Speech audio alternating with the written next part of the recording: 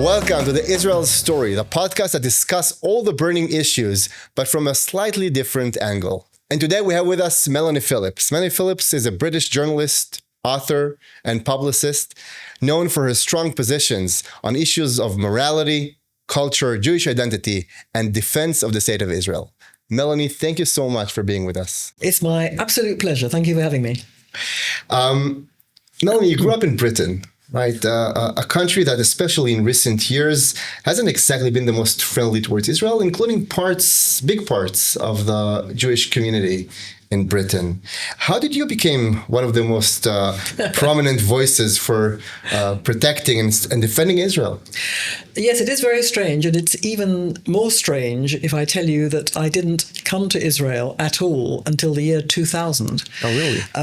For a variety of reasons, part of which was that my parents never flew anywhere, and I inherited their fear of flying. So I've kind of overcome that now because I go back and forward to Britain a great deal. So it was mostly because of the flying, not because of the state of Israel. It wasn't because of the state of Israel, but nevertheless, I was brought up in a way that was very typical of British Jews at that time. I was born in 1951 and very typical of a British Jewish family at that time. We supported Israel, but Israel was fine for other Jews who weren't as well off as we were, in the sense that we lived in the Golden Medina, which was Britain. So it's important, but it's for others. It's for others, and that's how I grew up. And I didn't actually grow up with a great deal of Jewish knowledge either. Not a great deal. You grew up in London? Yes, in London. I mean, my family belonged to an Orthodox synagogue, but only went 3 times a year on the high holy days. We're not Shomrei Shabbat. You haven't been to Bnei Akiva in the UK? No, I went to a non-Jewish school. My Jewish education was pretty poor, really. And I didn't know about Middle East history. I didn't know about Jewish history, really. And then in 1982, I was working at The Guardian newspaper, which is the temple of progressive thought in Britain. And I thought I was like them. I didn't think of myself as left-wing. I thought of myself as what I would call a classical liberal. But I thought we were all working in the same area. I thought we were all on the same side. We all believed in the same things. Yeah. We believed in truth rather than lies, in justice rather than injustice, in standing up for the oppressed versus tyrants, the betterment of humanity, compassion, all those things I believed in, and I still do. They are the lodestar by which I live. But I thought that they were all on my side. And then in 1982, it's a rather long story, but basically I came to realize that when it came to the state of Israel, they had a double standard because they didn't believe that one could judge the Arab and developing world by the same standards as the West. Why? Because in the West, they said to me, we're all brought up to believe in things like the dignity of every person, the respect for human life. Right. We're all equal. But the developing world, the Arab world, isn't brought up in that way. And so when they kill thousands of each other, we can't condemn that. That would be racism because they're not brought up like us. And I said to them, well, to me, that's racism. If you're saying that if you're brought up in the developing world, you're not entitled to what we're entitled to in terms of life and liberty, well, that's racism. And then they said, why are you so upset? You tell us you're more moral than us. And then I realized I'd crossed a line. I'd stop being we and become us, become you. I was no longer we. And that the line I crossed was that I was a Jew. And that I was a Jew that was standing up for Israel. Not that I'd been to Israel and had no particular wish to go to Israel in 1982. I just knew right from wrong. I knew truth from lies. And I realized at that point that the people I thought were marching behind the same banner as me were on the other side. They were anti-Semites. They didn't like Jews. And they were racist in the sense that they really didn't think that the people in the world who had brown and black faces had the same rights and entitlements to life and liberty that they did. Wow. And so that changed my view of how they were thinking. And that kind of freed me up to think more openly about all kinds of issues. And so issue by issue, education, family life, the nation, multiculturalism, and then Islam. I took positions which made me an enemy of the left. They turned on me. I was cancelled before the word was even invented. And then in the year 2000, cutting a very long story rather short, when the Intifada broke out and when Israelis were being blown to pieces here, and the Israelis obviously had to basically go to war in the disputed territories to stop this, that was where I first heard the term that the Israelis were Nazis. When the Israelis tried to prevent themselves from being slaughtered, they were considered the aggressor and they were called Nazis. And at the same time, and related to this, there was a huge outbreak of real old-fashioned Jew hatred in Britain against Jews as Jews, on the basis that we were all collectively guilty for the supposed crimes of Israel. It was a precursor of what we've been living through in the last terrible couple of years. But nevertheless, at that time, I realized that I had been living in a kind of fantasy world, and that British Jews had been living in a fantasy world. We all thought that we were accepted and we were just part of Britain and we were as British as anybody else. And this was a complete fantasy. And I realized that we were being expected to be there on sufferance, to be there on a condition. If you were the kind of British Jew who was prepared to say Israel is really disgusting, then you were fine. You'd be accepted. But if you were the kind of British Jew who said, what are you talking about? Israel stands for truth and justice and law and conscience and life versus death, then you were not entitled to be considered British. That's what I was told to my face. And you think most Jews in Britain feel the same way? They feel that if they will not take a stand against Israel, they'll be condemned? Yes. Well, unfortunately, it's more complicated than that. There are certainly a lot of Jews who think that, and who adopt the path of least resistance. They keep quiet. They keep their heads below the parapet for that reason. But I'm afraid to say there's an increasing number of Jews in the community now who are being persuaded of the lies that are being told about Israel. Now, why are they being persuaded? Well, partly it's because they subscribe to left-wing thinking. Partly it's because they themselves are very poorly educated in Judaism and in Jewish history and in the Jews' history in the land. Or it's a very natural thing that when you feel threatened, so you try to appease your enemy and you're trying to make him feel happy and to accept you. And therefore, if this is what it requires you to take a stand against Israel, so this is what would you do? Yes. The trouble is that a lot of these Jews, and this sounds a bit complicated, but a lot of these British Jews don't think they're taking a stand against Israel. They think they're supporting Israel. They think they're standing for Jewish values. This is the kind of twisted mindset that they got themselves into. They think they're trying to, they think that what they're doing is trying to save Israel from itself. So they tell themselves that if only it wasn't for Netanyahu being prime minister, if only it wasn't for these, I'm sorry to be rude, but lunatics like Smotrich and Ben Gvir being in the government, everything would be fine. Now, you have to say to yourself, I mean, this is so stupid, because a moment's thought would tell you, go back just a few years, you have different governments, different complexions, and a similar attitude towards Israel has been present in Britain for many years. This is just a particularly extreme version of what we've been living through for decades, actually. And you say to these Jews, well, Israel isn't doing these things. So there is no starvation in Gaza. It's a lie. There is clearly no genocide. Israel is the target of genocide. Israel has not set out to kill journalists. The Al Jazeera people that it's killed, or this particular individual that's exercising so many people at the moment who was killed, was a Hamas commander. Here is the detail.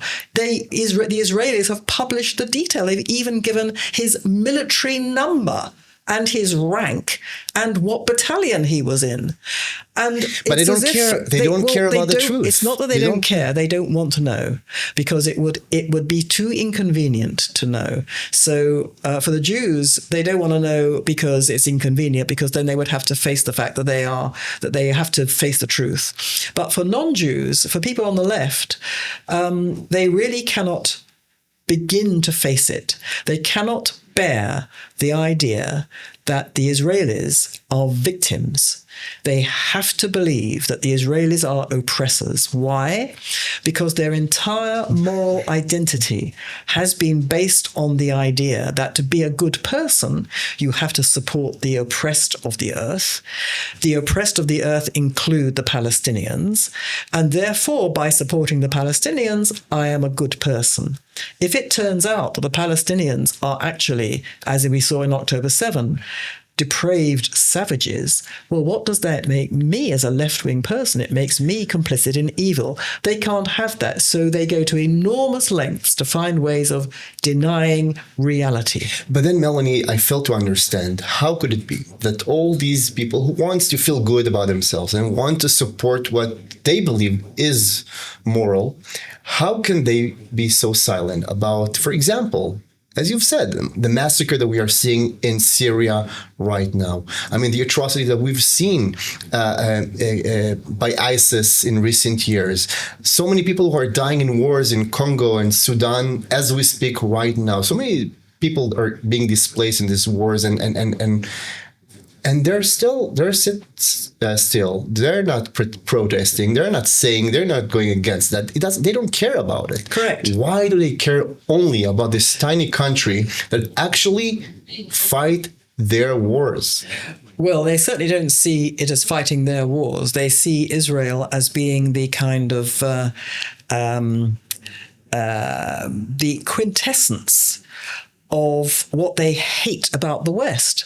They see Israel as white. I mean, this is entirely ridiculous. Israel is mainly brown-skinned and black-skinned, but put that to one side. They think Israel is white. Why do they think Israel is white? They insist Israel is white. Yeah. Because Israel has military power. And if you have power, you must be white, because only white people have power.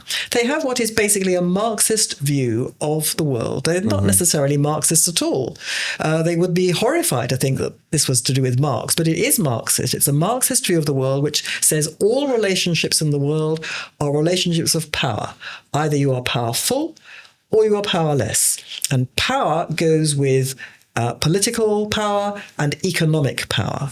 And consequently, America is powerful, the West is powerful, Israel is powerful because it's part of the West, and the rest of the world, the Arab world, the Muslim world, the Palestinian Arabs, are powerless. Because they're powerless, they are victims of the West. Powerless are always victims of the powerful, and because they're victims, we cannot hold them responsible for anything they do. So the slaughter that's going on in Africa and elsewhere, we can't judge them because it's the powerless who are behaving in the way they are because they don't know any better. I mean, it's like so racist, but that's basically what they think. But then, Melanie, they meet the reality in their own country, and especially in the UK, we all know what is happening there. We all know that there are whole neighborhoods that the police doesn't even dream of going into because it's already Muslim, and these Muslims want to take down Britain. You know, you don't just have to listen because they're actually saying that. This is what they want to do. They want to apply Sharia in Britain.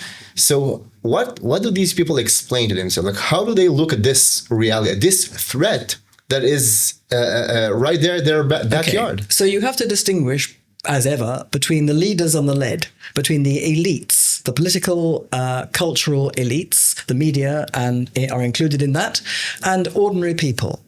Now, ordinary people can see that their country is no longer one they recognize because of the demographic change and because of a great deal of Islamization that's been going on, by which I mean that Muslims insist that the society they're living in should adapt to them rather than what minorities always do, which is to adapt to it.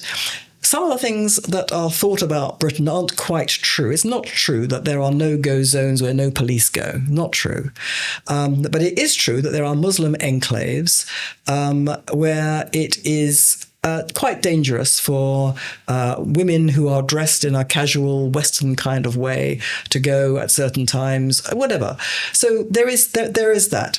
But the problem is this, that ordinary people can see what's going on. They feel their country is being taken away from them. They feel they were never asked whether they wanted their culture to be junked in favor of something called multiculturalism, which means that you can't assert the superiority of Western beliefs and values over non-Western. So if you were to say, for example, freedom of speech, equality for women, tolerance of people having non-religious ideas, not having religious belief, those things are absolutely central to the West. And also one rule of law. There can be no pluralism in law. You have one rule of law for all.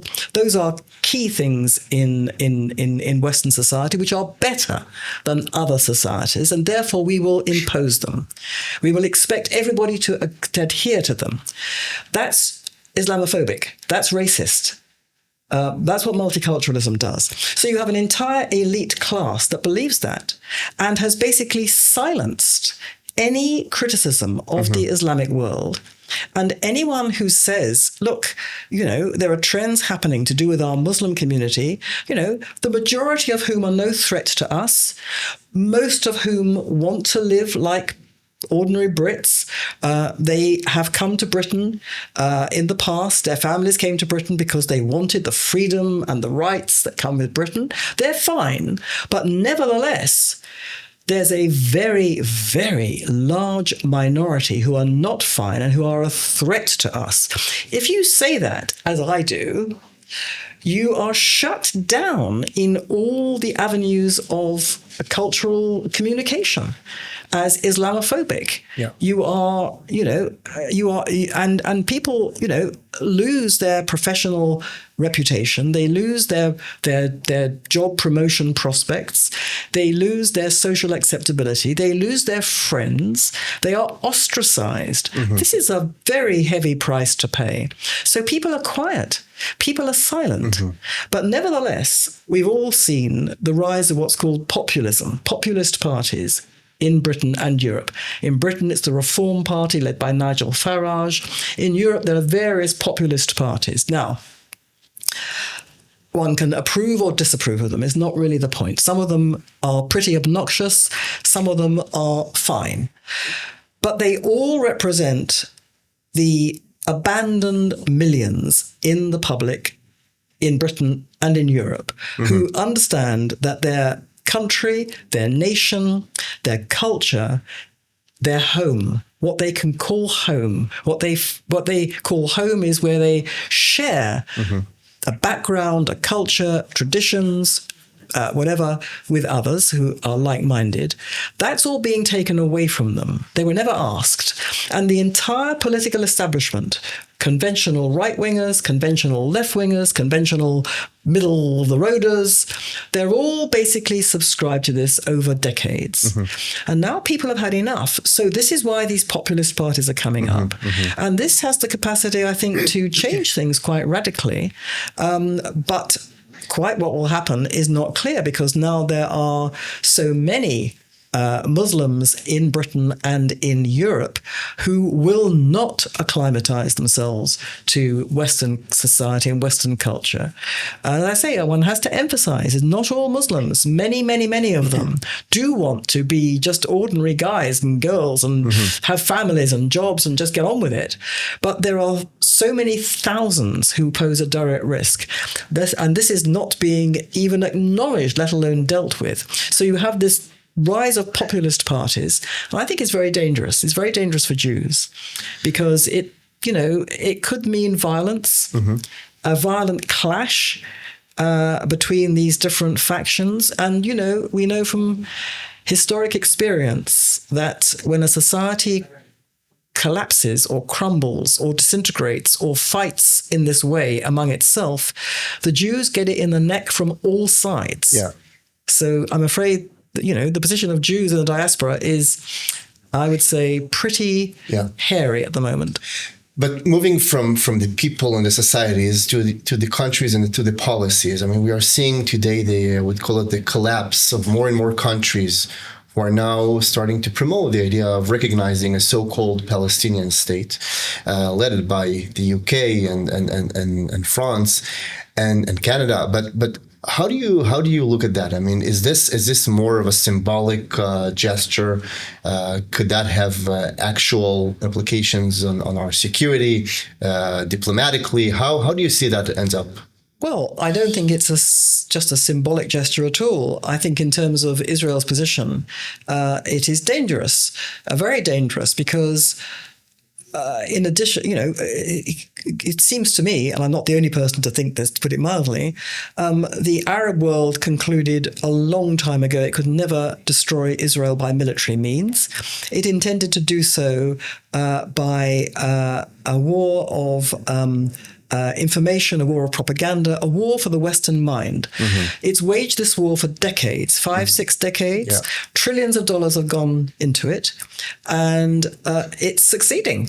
It has completely twisted the Western mind. Now, the recognition of a Palestine state is in itself ridiculous. You cannot have a state brought into being simply by people wanting it to happen. It's against all conventions of international law, and it's incoherent. It has, this potential Palestine state. Where is it? It has no border. It has no boundary. Is it Gaza? Is it the disputed territories of what's called the West Bank? Maybe it's Jordan. And maybe it's Jordan. Well, no one's even talking about Jordan. And who is its government? And so on and so forth. So it's completely ridiculous. However, it's very shrewdly targeted to be part of this war for the mind of the West, because it creates it makes concrete the idea that this has to happen, and you cannot have peace and justice in the Middle East unless this happens. And people are already programmed to think that. So this adds to that, and it adds to the kind of international pressure through the United Nations, through all its satellite bodies, through the International Criminal Court, the International Court of Justice, all those that apparatus of the humanitarian human rights complex. That complex, that whole apparatus, the UN and all its satellites, is absolutely a very, very important front in this war to destroy Israel.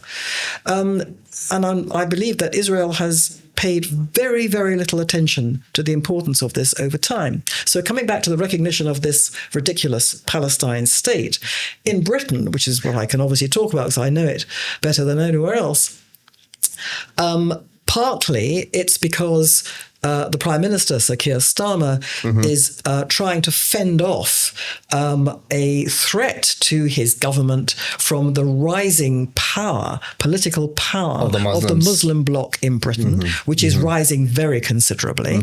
At the same time, he's trying to fend off a threat to himself from his own ultra-leftists who think he's far too moderate and want him gone. But in addition to all that, Sir Keir Starmer is a human rights lawyer. That's what he actually is. And the whole human rights industry has been turned into a weapon against Israel because they actually believe that Israel is an oppressor state. They believe that you can only have two states to have peace in the Middle East. They believe the Palestinians are a thing and they're entitled to a state. He believes all that. Yeah. But it's still a puzzle to me because there's still history, and Britain has its history, and I think you've learned it in the hard way. That, like for example, in 1938, when Neville Chamberlain was the prime minister, and he signed the shameful Munich agreements, trying to appease Nazi Germany. I mean, you've seen what happened later on. 2 years later, when 43,000 British paid with their lives. So I think... They don't see it in the same way. They don't see it in the same way for these reasons. First of all, they don't see it as appeasement. They see it as justice. You see, the terrible thing is that the intention to destroy Israel and the hatred of Israel and the demonization of Israel and the hatred of Jews has been rebranded in the liberal mind in the West as conscience. Now, people in Israel, I'm sure, any sane person, you can't get your head around this. How can this possibly be? But that is what's happened. This has turned everything backwards. And you say, Britain, should learn from history. So first of all, they don't see it as appeasement. They see it as justice.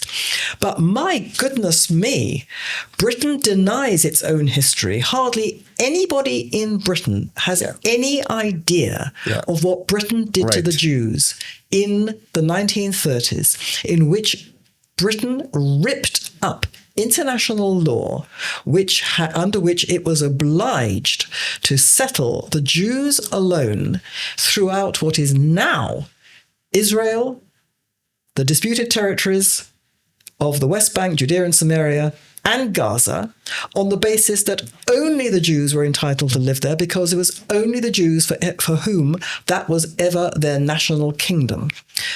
Britain had accepted that duty. In the 1930s, it tore it up, and under the pressure of the terrorism and the pogroms that were being conducted by Hitler's ally in the Middle East, the Grand Mufti of Jerusalem, who had promised Hitler that if Hitler came to power, the Grand Mufti would annihilate every Jew in the Middle East. Under the leadership of this terrible man, the Arabs of what was then Mandate Palestine were waging a terrorist war against both the Jews and the British. Mm-hmm. And faced with this, the British then tore up international law and offered the Arabs part of what the Jews alone were entitled to. That was the original two-state solution invented by the British, in which they offered the Arabs a state of their own as a reward, as an inducement, as a means of stopping, but basically in response to a campaign of genocide against the Jews. The British decided to give the people waging that war a reward. That was the two-state solution. It's a reward for genocidal aggression, and the British are still at it. This whole terrible century-old war of annihilation against the ancestral Jewish homeland being reborn in this country is ultimately the fault of Britain, because it set in train the idea in the West that in order to bring peace in the Middle East, you had to reward the people who were waging a campaign of genocidal terror, which you would rebrand as a land boundary dispute between two peoples who were entitled to the same patch of land. So this is what Israel should be saying publicly about Britain. Israel doesn't say anything about this ever. Why? We can discuss that if you like. So what would you recommend Israel to do? I mean, should Israel just lose hope with these countries? Maybe try to build new alliances. I can tell I just came back from a visit in Taiwan, for example, and there are many countries in the Indo-Pacific who really are eager to build an alliance with the state of Israel. So should we just lose hope with the UK? Not. Absolutely not. First of all, certainly build new alliances for sure. That's sensible in any respect. But it's not a matter of losing hope. Israel hasn't even ever had any hope about trying to persuade the West. Israel has not, it is astounding to me that after decades of this multi-trillion-dollar funded war to colonize the Western mind for evil, Israel still today has no strategy for dealing with this, on the basis that well, we've got real wars to fight. Well, I sympathize with that. That's obviously true. But more profoundly, we're never going to win because these people are all anti-Semites. What Britain, after what it did to us in the 30s, what Europe, the graveyard of our people, you're telling us that we can have any impact? Well, I'm saying absolutely. I don't know about Europe. I can't speak for Europe, but I can speak for Britain. And I know that millions of British people are decent people. Okay, there's always anti-Semitism. Okay, it's always there. But that's not what is really the problem. The problem is that you have millions of people in Britain who are decent. They believe in fairness. Fairness is encoded in the DNA of a British person. Fairness, justice, law, order, orderliness in world affairs and in national affairs. They've been taught over decades one message, that Israel is on the wrong side of all those things. There has been no pushback to that. They've never been taught, for example, that the Jews are the indigenous people of this land. They have never been taught that the Jews alone are the people for whom it was ever their national kingdom. They've never been taught that well before the Holocaust, the international community decided that Jews alone should be given the right to form their own homeland in what is now not just the state of Israel, but also the disputed territories of what's called the West Bank and Gaza. They have no idea. They have no idea. But you really think that if you will educate them with this knowledge, that will change the reality? Here is the Israeli skepticism. I'm certain. Because they have no idea. I can tell you what would happen if at a high level this was being said in public. The public would say, what are they talking about? Is this true? What are they talking about? And then there'll be an argument. And it'll be the first time they'd heard it. And it Melanie, but then would change I have to view. ask you, because 2 days, I remember 2 days after the massacre of October 7th, that in London, in New York, in all these Western cities, before even one soldier of Israel got into Gaza, they were already taking off posters of the hostages from the walls. You're wrong. It was on October 7th itself. On October 7th. Okay, so we didn't do anything. It was just right after the massacre. We didn't kill a single Palestinian, and yet this is what happened. So it's not about knowledge. It's not. It's just pure anti-Semitism. No, yes, there is pure anti-Semitism, and it's been weaponized and brought out very cleverly by what is basically an Islamic or Islamist-led alliance of Islamists and leftists and what we call in Britain useful idiots. Yeah. And, it's been a staggering success. That is true. But not just by October 7, by the year 2000, the game was up. It was already lost as an argument because Israel was not there. There are still millions of people who are looking in horror at these terrible demonstrations, these pro-Hamas, murdering Jews demonstrations, hate demonstrations that have been going on for the last 22 months in British cities and elsewhere. There are people, who I do understand that something's going terribly wrong. Even they have no idea of the lie that's being told, because they've never been told the truth. And I do think it would actually make a tremendous difference. You cannot have a situation in which only lies are being told. No one is telling the big truths, and they come along and say, well, it's just hopeless, isn't it? I mean, there's no point in even trying. But you've never tried. Of course you can win people over. And of course it would change the atmosphere. And also, Israel needs to have a strategy. And what it needs to do also is to, in having that strategy, it has to completely reverse everything, the fundamental position of its so-called Hasbara, which is to play defense. It has to stop that. Once you play defense, you've had it. You've lost the argument before it starts because you are operating on the ground that the enemy is giving you. So it's like, when did you stop beating your wife? You're faced with unanswerable questions. You're committing genocide. What? We're not committing genocide. We're the victims of genocide. Oh, for goodness sake. No. Our side, Israel's side, has to be proactive and aggressive. It has to do to them what's been done to us, but with the weapon of truth rather than lies. It has to basically start taking them down, taking down their reputations to themselves and to others, exposing the fact that they actually represent the very evils that they supposedly are against. It's a whole range of things, but it means a change of attitude. It means a change of approach.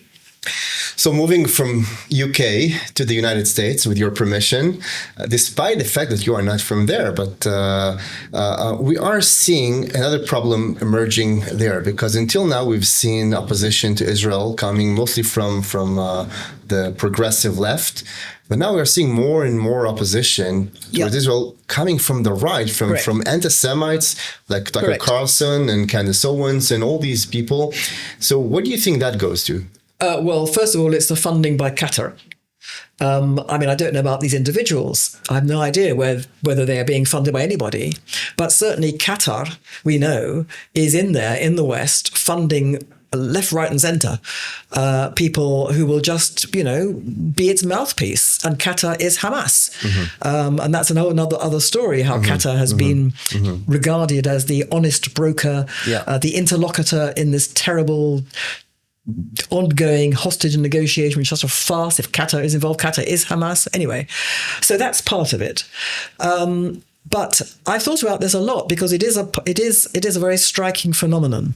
MAGA, the Make America Great movement, associated, of course, invented by President Trump, is divided down the middle. On the one hand are people who just want, America to be great again, in the best possible way. And on the other are people who come from a very much darker place. Now, these are isolationists, and isolationism has a long history in America. America has always had this tremendously strong isolationist trend, partly, I think, because, it's an enormous country, it's very powerful, people in it tend to idealize it, it's an idea in people's heads, and they kind of think, if they're not very sophisticated, they tend to think, well, it's the why do we care about all these problems? Well, it's not. Well, first of all, everywhere else is a long way away. And secondly, if people want to kill us, why should they want to kill us? We've done nothing to them. So there must be a hidden hand. And so they go straight into conspiracy theory to explain what is otherwise inexplicable to them, because they have a very unsophisticated grasp of the world. And once you're into the conspiracy theory rabbit hole, you immediately become an anti-Semite, because, the Jews are the ultimate scapegoats. The conspiracy theories of the world all basically coalesce around the idea that the Jews run everything. And so you have this terrible outbreak of unvarnished anti-Semitism in these right-wing circles, which kind of mirrors the anti-Semitism on the left, which shelters behind the fiction that it's against Zionism, it's against Israel. But nevertheless, basically both meet in hatred of Israel and hatred of the Jews. So in this kind of times, what gives you still hope? I live here. It's a crazy country. So you're another isolationist. It's not your problem. No. I go back and forward a great deal because of my work to Britain. I live a kind of crazy life. And it's remarkable. You go to Britain and everybody, Britain, has peace and plenty. Okay, it's got problems, but nevertheless, it's not at war. No one's firing missiles at it. No one's trying to annihilate it, apart from the Iranians, but that's sort of down the road. That's anyway, also true. Okay, so you go to Britain where basically they've got no real problems, and they're all so miserable, and they're all so cynical, and they're all so pessimistic, and they're all going, well, it's all over and nothing we can do, and they're fatalistic. There is nothing they feel they can do They are disempowered, right? Come back here, where there are missiles, you're in and out of the shelters, or as we were. There are still these terrible threats from Iran. It hasn't gone away. This terrible war in Gaza. Every few days, more of our precious young people are being killed in action. People are traumatized beyond belief. The grief is off the scale. The anxiety is epic. People are ground down by all that, and yet it is the most positive and optimistic place to be. The sense of purpose, the sense that this is terrible and it may get worse, and we are frightened and we are grieving, but ultimately, we are going to win this, and we will defeat evil because we are fighting for goodness and truth and justice against the worst evil that we have ever seen and that possibly the world has ever seen on a global scale. And we're fighting. We're the only people fighting it. We are, therefore, heroic. And this sense of love of the people, love of what you are, what you represent, the people you come from, so much so that you want it to continue, love of your country, a belief in your country, belief that is not just your country where you live, but it stands for all the good things in the world, and that we are fighting the good fight and we will win it. This is such an overwhelming feeling. And I go back to Britain and they say, how are things there? And I go, it's terrific because we're going to win and you're not. And they go, what? How can you say that? And it's like a different planet. So I'm optimistic because I'm here, and I'm so pleased to be here. And I feel it's such a privilege to be here, what I think is a seismic moment, a moment of inflection for the world, but a seismic moment in Jewish history, which I'm so privileged to be part of it at the very center of where it's happening. Wow. Very powerful. And I must say, I fully agree. You know, I think that Western society has become, I would say, addicted, consumed by a disease of losing the desire to fight back against all these threats. And I think Israel maybe drives the world crazy because it's the only country in the world, as you've said, that is actually fighting back, is not willing to just surrender, but is actually fighting back, and it drives the world crazy. But because of that ability, I think this is why Israel will prevail and will change the reality and change the world. And this is what makes Israel stand at the forefront of Western civilization. Yeah. Even given all the grief we have, the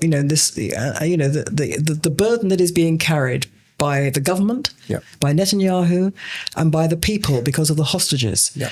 None of us can bear even to think of what they're going through. Right. And yet, it has not sapped the spirit. Okay, there's a great deal of argument, a great deal of despair, there is pessimism here. Of course. But ultimately, I believe that the majority of people, they're staunch, they're strong, they have a great heart, and they will win because they know and love the Jewish people, which is what they're part of. They know and love what they are. And I must add to that also as a observant Jew, as an Orthodox Jew, I also believe that at the end of the day, there's a much bigger plan here. I mean, God has brought us here back to the land after 2,000 years of exile, not just for no reason. I mean, there's a purpose, and I believe that the state of Israel, and it has proven that, especially in the last 2 years, and even more so in the 12-day war against Iran, that we are here to stay, we are here to grow, to develop, to flourish, and I am certain that we will see an unbelievable future for the Jewish people, and by that, I'm certain that it will help and be a blessing to the entire region, to the entire world. So I hope that we will both be here to still witness that. I hope so too. Melanie, thank you so much for everything you're doing, for the hard work, which I know comes with heavy prices. But thank you so much for doing that, for standing with the truth, with the state of Israel, on the right side of history. Thank you so much. Thank you for having me. It's been a pleasure to talk to you. Thank you.